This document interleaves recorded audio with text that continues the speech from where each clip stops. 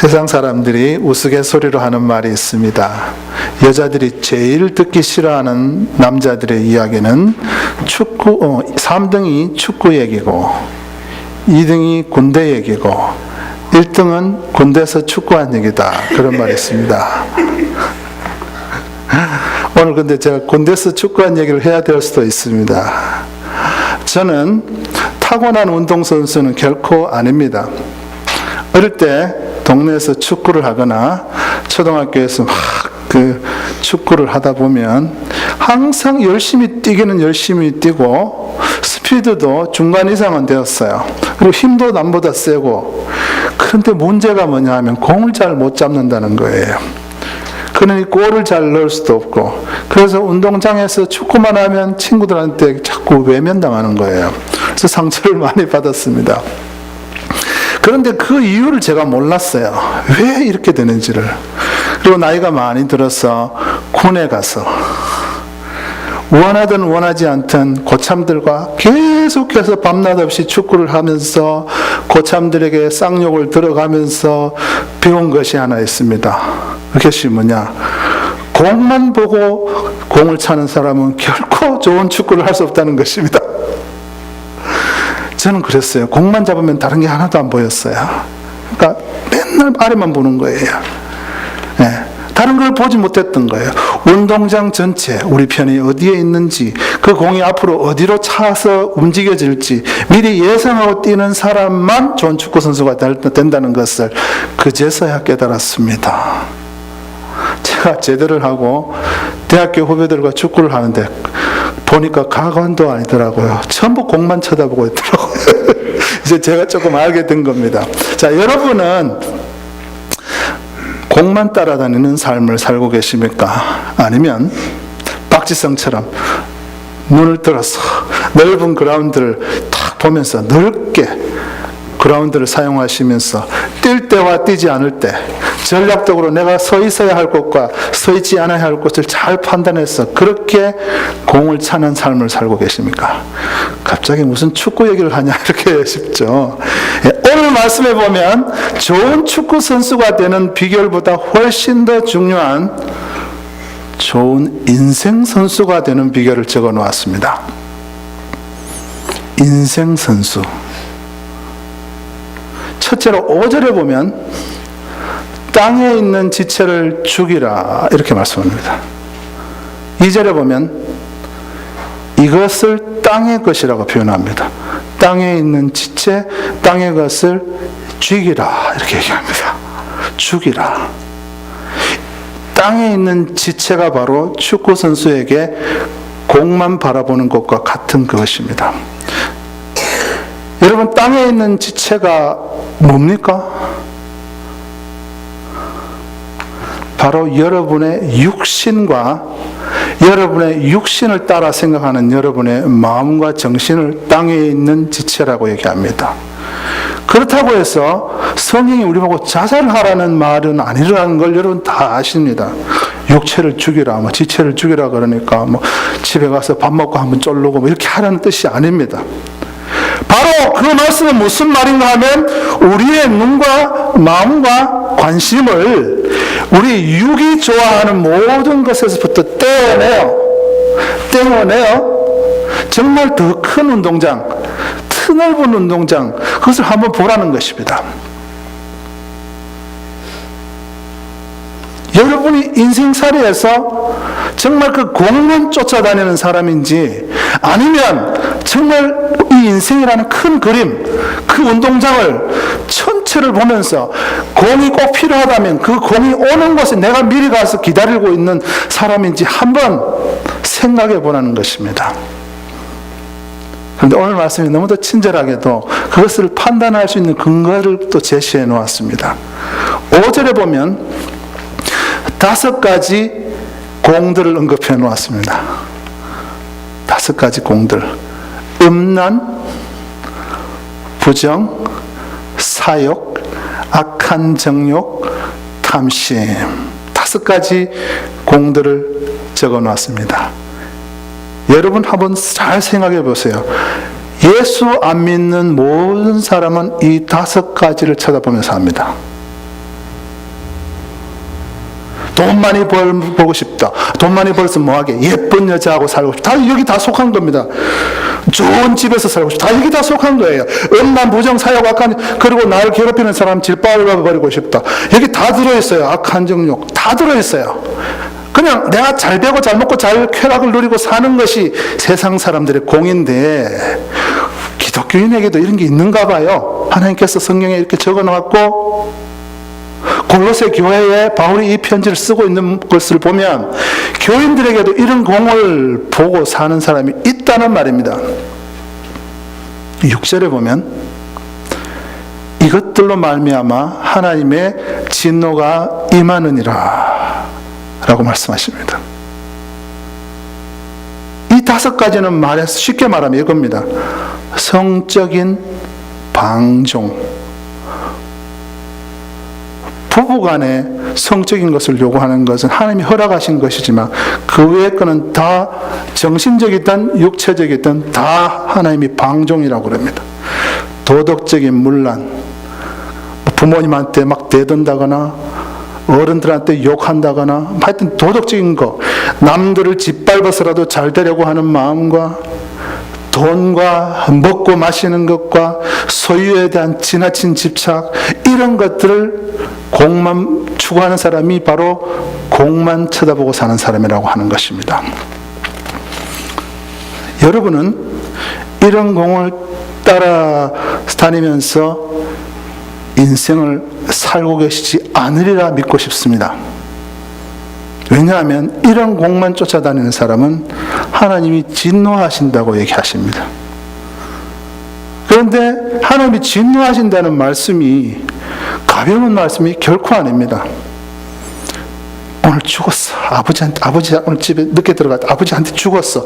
이 아버지가 화나도 무서운 집에 가정의 아버지가 화나도 무섭잖아요. 하나님이 진노하시는데 그걸 어떻게 감당하시겠어요? 하나님이 진노하신다는 말은 다른 말로 하면 우리 인생이 끝나고 마지막 심판대 앞에 섰을 때에 너는 축구 게임 졌다라고 선언할 거라는 말입니다. 그 말은 인생을 실패했다고 선언받을 거라는 말입니다. 7절에 보면 너희도 전에 그 가운데 살 때는 그 가운데 행하였으나 이제는 너희가 이 모든 것을 벗어버려라.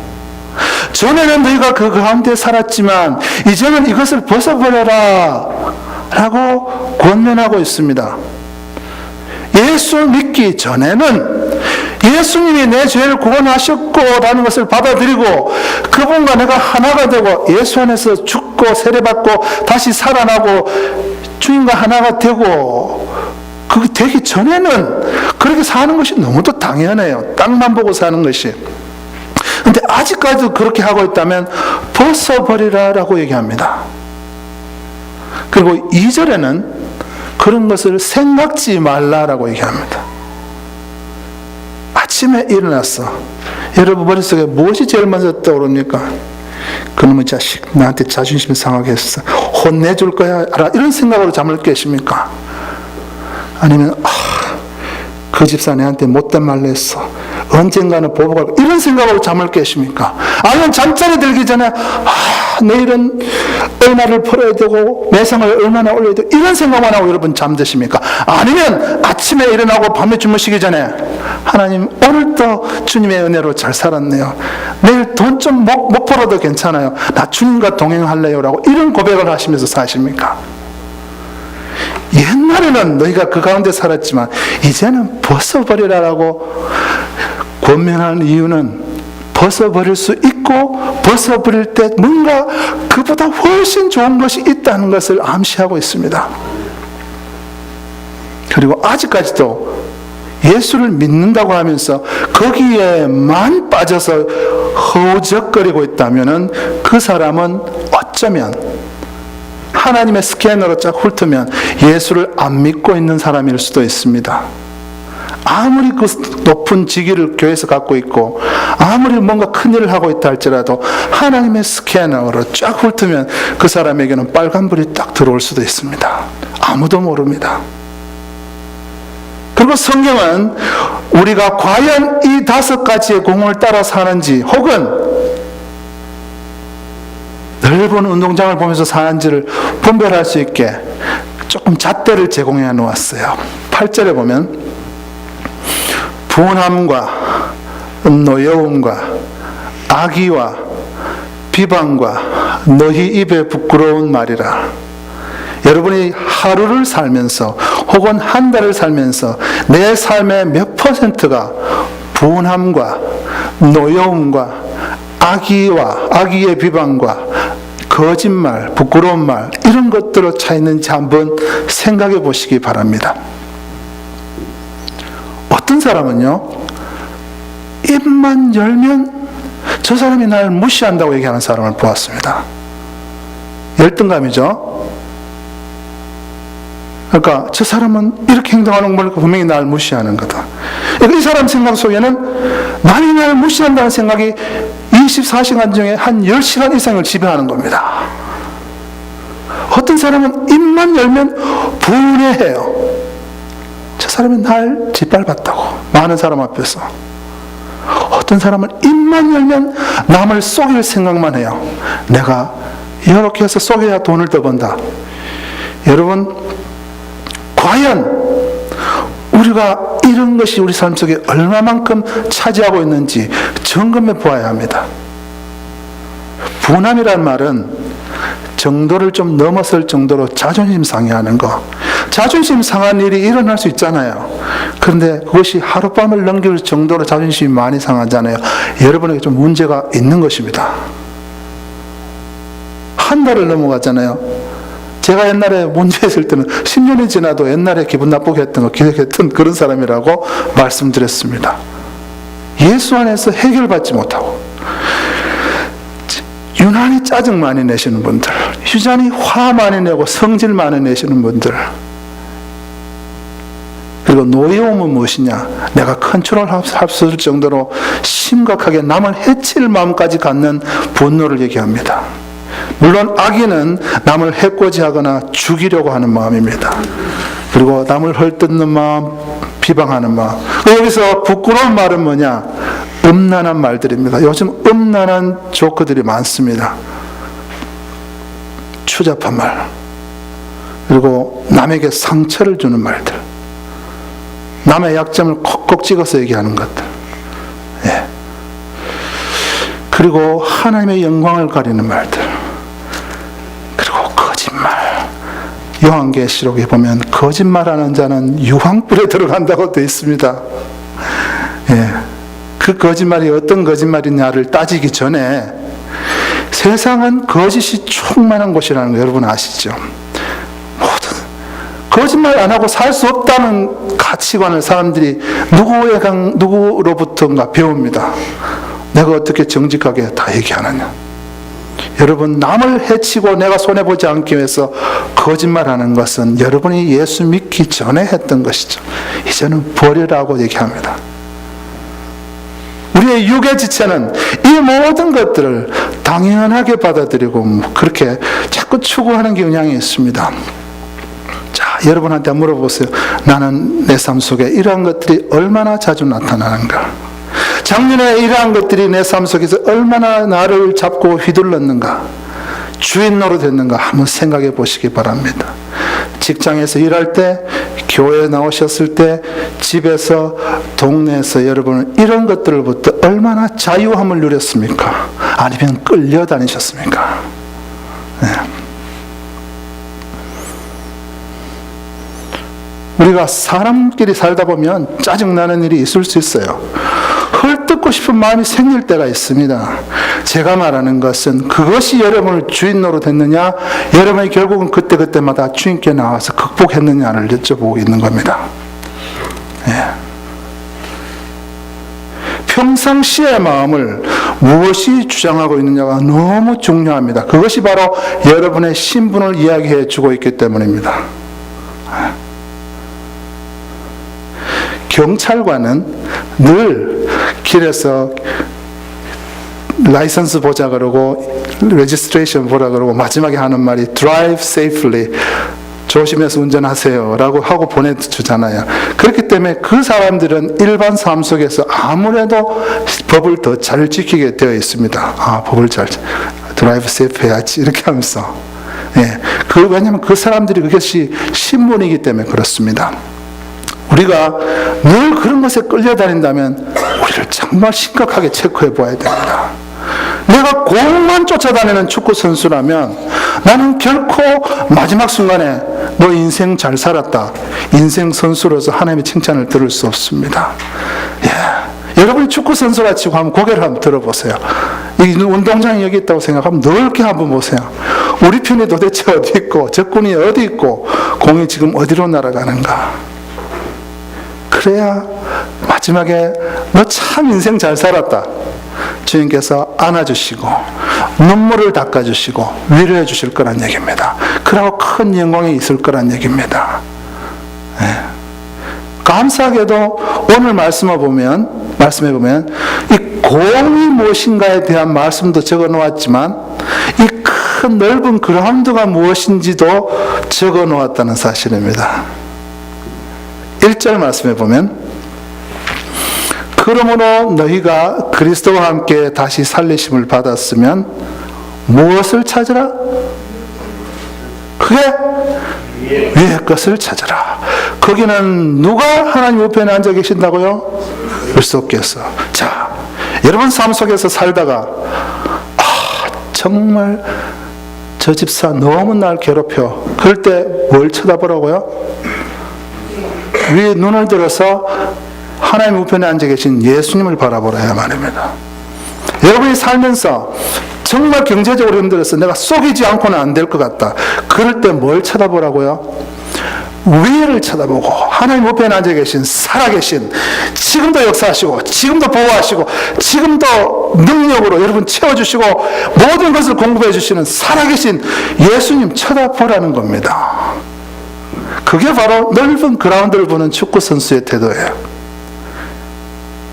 땅에 있는 지체가 뭐 좋아하는지, 아이고 내가 피자 좋아하지, 피자 사 먹는 것만 생각하고, 아이고 내가 뭐 맨날 내 몸만 생각하는 사람, 너무도 안타까워요. 주님은 넓은 운동장 보라고 합니다. 위의 것을 찾는 것이 바로 고개를 들고 운동장 전체를 보는 것입니다. 예수님은 거기에 지금 하나님 우편에서 능력자로서 나중에 심판자로 오실 그분이 지금도 여러분을 불꽃 같은 눈으로 살피고 계세요. 거기 앉아서 졸고 계시는 하나님이 아니란 말입니다. 여러분이 힘들어할 때 예수님이 같이 눈물 흘리고 계세요. 여러분이 힘들어할 때 같이 울고 계세요. 여러분이 죄 지을 때, 여러분이 죄에서 빠져서 나와서 다시 한번 거룩한 기쁨의 삶을 살도록 주님께서 눈물 흘리며 기도하고 계신다는 거, 여러분 꼭 기억하시기 바랍니다. 왜 나는 내버려 두어서 나 맘대로 죄 짓게 놔두느냐? 절대 그렇지 않습니다. 주님은 하나님의 우편에서 지금도 중보하고 계십니다. 그리고 위의 것을 찾는다는 것은 우리의 생명이 그리스도 안에 있는 것을 항상 인식하고 그 사실 때문에 예수님이 다시 오실 때에 우리도 영광스러운 존재로 변화될 것을 믿고 거기에 따라 삶을 살라는 것입니다. 말이 길었죠? 위의 것을 바라본다는 것은 우리의 생명이 예수 안에 있는 것을 인식하고 예수님이 다시 오실 때에 우리도 영광스러운 존재가 되어 그 사실을 믿고 거기에 맞춰 영광스러운 존재와 걸맞는 삶을 살아라는 것입니다. 3절, 이는 너희가 죽었고 너희 생명이 그리스도와 함께 하나님 안에 감추어졌음이라. 너희가 죽었다. 여러분 언제 죽었죠? 한 번 죽으셨던 분 기억 손 들어보세요. 정말 몰라서 안 드시는 겁니까? 여러분 다 죽었잖아요. 세례 받을 때. 세례가 죽는다는 뜻 아닙니까, 여러분? 여러분 흙 속에 못 집어넣으니까 물 속에 집어넣는 겁니다. 물 속에 들어갈 때 내가 예수와 함께 죽고 물 밖으로 나올 때 예수와 함께 산다는 게 세례입니다. 세례 받으면서 자기 자신을 자아를 죽인다는 각오 한 번 안 해본 사람은 세례를 헛받은 거라고도 할 수 있습니다. 지금이라도 주님과 함께 죽으세요. 예수 안에서 죽은 사람만 예수 안에서 다시 부활할 것입니다. 모든 형식을 다 갖췄지만 한 번도 죽은 적이 없는 사람은 죄송합니다.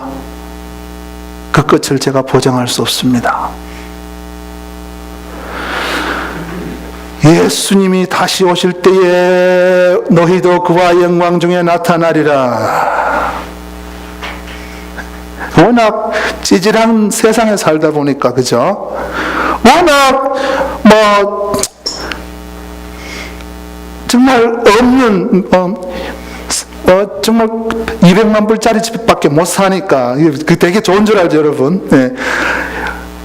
천국을 생각하세요. 예수님 오실 때 우리가 그 변화될 영광될 모습을 우리가 상상을 못하는 겁니다. 이 세상의 것이 정말 크다, 정말 작다, 이것만 갖고 맨날 얘기하다 보니까 우리가 영광스러운 존재가 된다는 것을 우리가 몰라요. 모르니까 자꾸 이 육의 지체를 따라 사는 겁니다. 우리가 얼마나 고귀한 존재가 될 거라는 걸 모르기 때문에 자꾸 공만 쫓아 사는 겁니다. 예. 제가 비유를 찾다 보니까 조금 지저분한 비유를 찾을 수밖에 없었어요. 여러분이 정말 백만정 장자라고 한번 쳐보세요. 공중 화장실에 갔다가 오물이 묻은 돈을 발견했어요. 100불짜리 줍겠습니까, 여러분? 나는 씻어서 쓰겠다, 이러는 사람이 있을 수도 있겠는데 저는 안 줍겠습니다. 그것이 바로 신분의 차이입니다.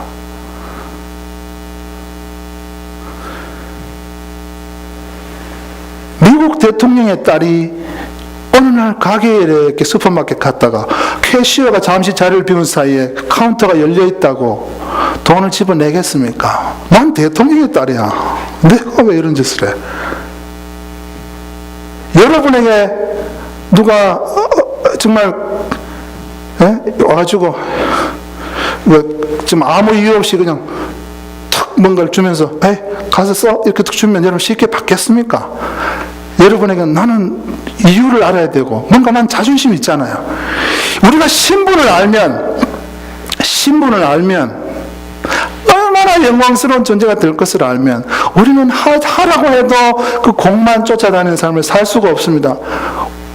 주님과 함께 영광스럽게 살 사람이 어떻게 아내가 있는 사람이 옆집 여자를 보고 침을 삼킬 것이며, 남편이 있는 사람이 텔레비전에 잘생긴 남자 보고 꿀꿀꿀 할 것이며, 어떻게 입에 욕을 담을 것이며, 어떻게 거짓말을 밥 먹듯이 한단 말입니까? 할 수가 없어요.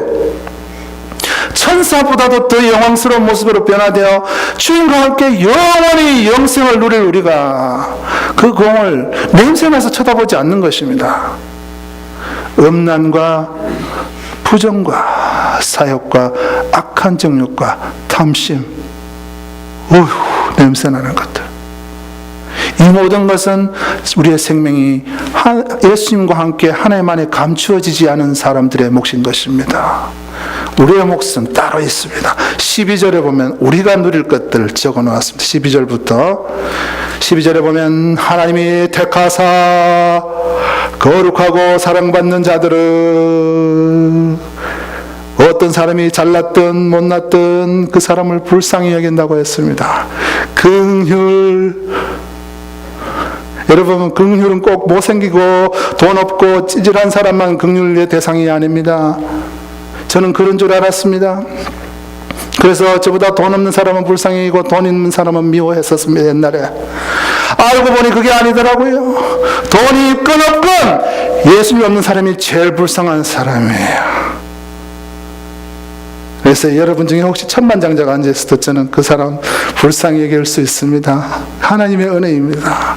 여러분, 못났든 잘났든 긍휼할 수 있는 것, 이것이 여러분이 위의 것을 찾는 것 중 하나의 증거입니다. 자비가 넘칠 것이고 시시껄렁한 일 때문에 목에 힘주지 않을 것입니다. 웬만해서는 화내지 않는 온유가 있을 것입니다. 어떤 사람은요, 대화 중에 화를 너무 자주 내요. 그런 사람들 혹시 보신 분들 있을 거예요. 약간만 뭐 얘기하면 왜 그런 식으로 얘기하냐고 화를 내요. 마음이 유리 같아요. 온유와는 거리가 멀어요. 그런 분들 혹시 보신 분들 있으실 거예요. 예. 그런데 위의 것을 찾는 사람은 마음이 폭신한 스펀지 같아요. 스펀지 주먹으로 때려봐요. 아무 이상 없잖아요. 스펀지 바늘로 찔러봐요. 아무 이상 없어요. 그리고 누가 약을 살살 올리고 상황이 오랫동안 나아지지 않아도 오래 참는다는 것입니다. 오래 참는다는 것에 그 뒤에 배경에는 오랫동안 기뻐한다는 뜻이 포함되어 있습니다. 오랫동안 평안해야 한다는 것들, 오랫동안 이빨 물고 이를 부드득 갈며 참는다는 뜻이 아니라는 거죠. 바로 이것들이 위의 것을 찾는 사람들의 삶 속에 나타나는 것입니다. 13절에 보면 누구에게 불만이 있거든 서로 용납하고 예수님께서 너희를 용서하신 것 같이 너희도 용서해라 이렇게 말씀합니다. 용서하는 사람이 바로 위의 것을 찾는 사람이고, 그런데요, 용서하는 것이 위의 것을 찾는 사람이기도 하지만 이 용서하는 사람이 천국의 용서를 받는다. 주기도문에 여러분 기억하시죠? 우리가 우리 죄를 용서한 것 같이 우리 죄를 사하여 주옵시며. 용서하는 사람은 천국의 아이템 아시죠? 천국에는 용서라는 아이템이 있어요. 그거를 내가 누리게 되는 거예요. 예수님의 용서도 받고 용서할 때 기쁨도 누리게 되는 것입니다. 용서해 보세요. 엄청 기뻐요. 용서해 본 사람은 알아요. 근데 용서를 왜 이렇게 97% 하면 안 기뻐요? 희한하죠? 노력하잖아요. 용서하려고. 그것도 하나님 기뻐하세요. 기뻐하는데 97%까지 할 때는 아직 기쁨이 도착을 안 해요.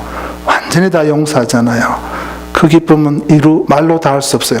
이 세상에 어떤 기쁨하고도 비교가 안 됩니다. 고스톱에서 10점, 100, 비교가 안 됩니다. 이 전자오락해서 막 만점 받는 거 비교가 안 됩니다, 여러분. 그게 천국의 아이템이기 때문에 그렇습니다. 용서까지 하라는 것이 용서 위에다 또 사랑을 더하라고 얘기합니다. 원수를 용서하신 예수님, 원수를 위해서 기도하신 예수님, 십자가의 강도를 위해서 기도하신 예수님, 자기를 창으로 찌르는 그 로마 병정들을 위해 기도하신 예수님, 그리고 자기 아들을 죽인 원수까지도 용서한 손양원 목사님, 그리고 도저히 용서할 수 없을 것 같은 원수들을 용서한 수많은 역사 속의 기독교인들 다 천국의 아이템인 용서를, 그 사랑을 누리고 있는 사람입니다. 이 사람들이 그렇게 하면서 천국에 주신 그 특별한, 아무도 누릴 수 없는 걸 누리고 있는 거예요. 그 사랑 속에 들어가면 그렇게 기뻐요. 그거를 누리면서 살아야지 맨날 공만 쫓아다니고. 예, 음란하면 좀 짜릿한가 봐요. 그죠? 여러분 좀 아시는 것 같기도 하면서. 그거를 맨날 쫓아다니는 사람, 이 기쁨을 어찌 알겠습니까? 이거를 체험하셔야 돼요. 예. 그게 바로 영광스러운 존재들인 것입니다. 위의 것을 바라보며 그러한 것을 추구하는 자들에게는 땅의 것을 추구하는 자들이 맛볼 수 없는, 전혀 맛볼 수 없는 그것이 있는 것입니다. 대표적인 것 세 가지가 바로 평강, 기쁨, 감사입니다. 평강, 기쁨, 감사. 여러분이 모든 사람과 평화롭게 지내는 거 하나님이 원하는 것이지만 실제로 천국에는 그 진짜 평강이 있어요. 주님 안에서 위의 것을 쳐다보는 사람은 아무리 어려운 일이 있어도 평안을 잃지 않습니다. 주님 안에서 정말 감사하는 사람은 더 큰 감사할 이유들이 천국에 쌓아져 있어요. 그걸 누리게 돼요. 더 큰 기쁨이 있어요. 15절에 보면 그리스도의 평강이 너희 마음을 주장하게 하라. 처음에는 내가 남들과 다 평안하게 하려고 하는데 딱 바꿔보니까 세상에 그리스도께서 주신 그 평강이 내게 와 있는 거죠. 15절에는 또한 감사하는 자가 되라고 하는데 감사 조금 했는데 감사할 일이 넘쳐나는 거죠. 천국에서 이렇게 복이 들어있는 큰 영광로 같은 것을 이렇게 기울이고 부으려고 하고 있어요. 우리가 조금 감사하면 확 쏟았는데 많이 쏟아지는 겁니다. 16절에 보면 말씀이 너희 속에 풍성히 거하고 모든 지혜로 피차 가르치고 권면하고 시와 찬송과 신령한 노래를 부르며 찬양하고. 이거를 못 깨닫는 분은 세상에 이렇게 따분한 일이 있나, 말씀 가르치고 권면하고 찬송해야 되네, 이렇게 지루한 일이 있나, 이렇게 생각하실지 모릅니다. 실제로 음악 재능이 없는 사람은 찬양하는 게 부담이 될 수도 있는데, 그래서 교회가 좋은 겁니다. 말씀 가르치고 배우는 게 어렵잖아요. 그래서 교회가 좋은 겁니다. 교회 나오면 말씀 잘 가르치는 전도사님하고 목사님 말씀 가르쳐 주지, 찬양 잘 하시는 집사님이 내 대신 반주 다 해주지. 예? 우리만 누리면 되는 거예요. 근데 여기 와서 무슨 큰 짐을 지고 있는 것처럼, 등산백 2개 정도 메고 있는 사람처럼 이렇게, 아이고, 이렇게 하시는 분이 이 기쁨을 몰라서 그래. 한번 들어가 보세요. 들어가 보세요. 예? 세상 짐 내려놓고 예배당에 딱 오면 세상의 그 공들 다 좀 잊어버리고 한번 위의 것을 바라보는 시간으로 한번 들어가 보세요. 그러면 그걸 누려요. 저는 그렇게 인상을 받았습니다. 위의 것을 바라라고 했을 때, 영준아, 너 지금부터 많은 것을 희생해야 되고, 돈도 내가 좀 필요하면 내놓아야 할 것이고, 좀 따분하고 때로는 고통받는 길을 택해야 할 것이다 라고 이렇게 받아들였습니다.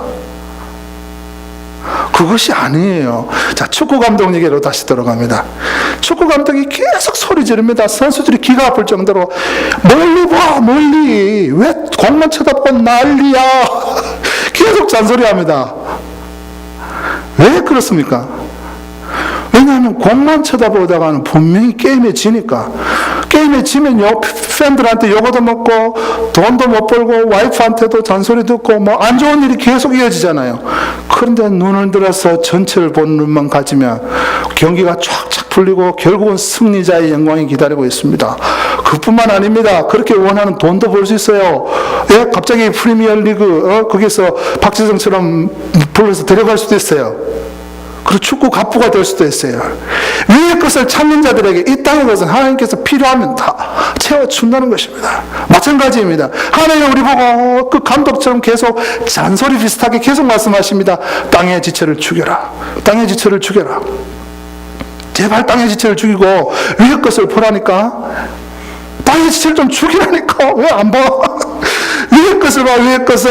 이렇게 하시는 것은 우리가 가진 재미, 물질, 철학 빼앗고 우리를 속박하려는 주님의 그런 뜻이 아니라는 거죠. 오히려 정반대, 우리에게 엄청나게 큰 축복과 영광을 주시려고 하시는 말씀이라는 것입니다. 요한복음 10장 10절에 내가 온 것은 생명을 주고 더 풍성히 누리게 하려는 것이라 이 말입니다. 위의 것을 보면 풍성해진다는 거죠. 패배자들은 항상 구렁텅이에서 신음하고 남한테 그 핑계를 대고 내 때문에 진 것이 아니고 쟤 때문에 졌어요. 그러나 이 승리자들은 항상 환희 속에 살 것입니다. 자, 2014년이 밝았습니다. 위의 것을 찾으시면 이 세상에 공만 쫓아다니는 사람보다 1000배, 10,000배 더 좋은 것들을 체험하실 거라고 저는 확실히하게 여러분에게 선포합니다. 자, 여러분 주위에 말씀 안에서 혹시 길 잃은 자들이 있습니까? 영적으로. 그러면 그분들을 인도하세요. 여러분이 가진 지식 총동원해서라도 사랑으로 권면하세요. 용기와 방향을 잃은 자들에게 지혜로 권면하세요. 그것이 복받는 길입니다. 그것이 기쁨을 누리는 길이고, 그것으로 인해 받는 기쁨은 세상의 어떤 기쁨과도 비교할 수가 없습니다. 여러분, 찬양하면서 한번 기쁨을 맛봅시다. 우리 제가 사실은 찬양의 기쁨을 누리기에는 조금 환경이 안 됐어요. 왜 그러냐, 제가 이게 드럼이 없어서 드럼 치다고 뭐 이렇게 하다 보니까, 근데 제가 예배에 집중할 수 있도록 드러머가 생겼어요. 얼마나 감사한지 모르겠어요. 훨씬 더 은혜가 돼요. 찬양이 한번 이렇게 깊이 들어가면 우리가 세상에 가서 친구들과 모여서 한잔 착 하는 거하고는 비교가 안 될 정도로 기쁨이 있습니다. 그리고 맨날 자기 힘으로 열심히 일해서 한 푼 두 푼 저축할 때 그 받는 그 조그마한 기쁨과 그보다 훨씬 더 큰 스트레스가 예수 이름으로 하여 늘 할 것 다 하면서 쉴 것 다 쉬면서 누리는 거하고는 비교가 되지 않습니다. 여러분, 원래 땅의 지체를 죽이시기 바랍니다. 땅의 지체를 죽이시기 바랍니다. 작년에 벌써 죽이기 시작하셨다면 올해는 더 죽어라. 땅의 지체를 죽이시고 위의 것을 바라보시기 바랍니다. 예, 제가 오늘 뭘 갖고 나왔는데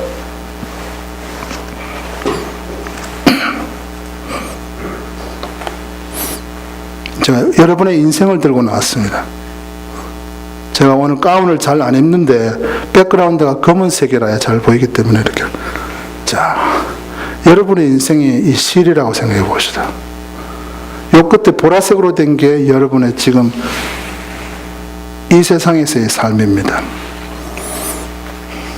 여러분이 다 100세까지 사신다 치고 저는 50살을 살았습니다. 이만큼이 잘려져 나갔습니다. 여러분 지금 60이라 치시면 이 정도 잘려 나갔습니다.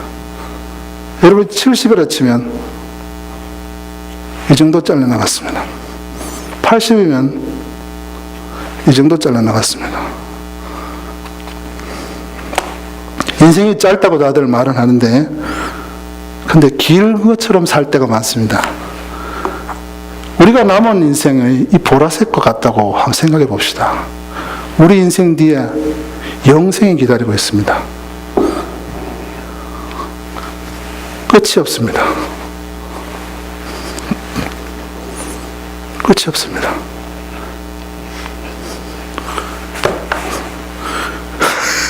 끝이 없습니다.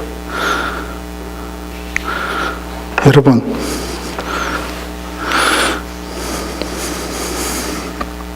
이 세상에 공만 따라다는 사람은 요 끝에 있는 요것을 위해 사는 사람입니다. 근데 위의 것을 쳐다보는 사람은 이 뒤에 끝도 없이 긴 이 영생을 위해 사는 사람입니다. 공만 쫓아다니는 사람은 이 인생의 끝이 올 때